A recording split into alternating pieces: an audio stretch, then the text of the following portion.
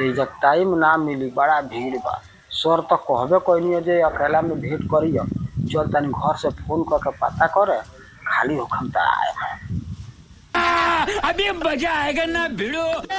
ए सर लोगवा चल गइल ओइ जकवा से आकी बा? हाँ सब लोग चल गइल, हम अकेले बैठ के आ सर आवत तनी। अपने के बोलतानी? हम फटीचर महतो बोलतानी।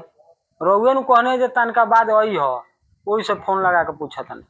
हाँ ठीक बा, बड़ा पियास लागल बा, तनी एक बोतल पानी ले ले आम। ठीक।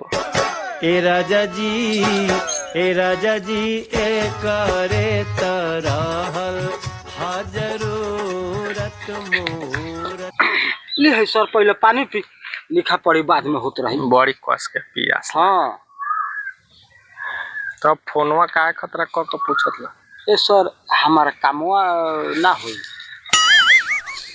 कौन काम हुआ? अरे हो ना कहत रहनी जो जमीनिया एके गो बा आ 3 आदमी लिखौले बा, जाना में के बिचवनिया लिखौनियार हम हई। अच्छा 14 नंबर खेसारवा ना? हाँ हाँ हाँ। ओ तो रउआ नाम पर चढ़ा के बा? हाँ तो ये सब काम हम क्या कर दे, जागर रउआ कोर्ट से फरिया काम तब होई। बे महाराज ये हमारा हई सादा पानी न बा, रात के रंगीन पानी चालू कर देना। हम उ सब काम ना करेनी। ए महाराज कौन ऐसा चीज बा जे आदमी के बस के बात नहीं है, सौसे बस बा अकेले आदमी हाक दे। रउआ कहतनी हमरा से ना हो।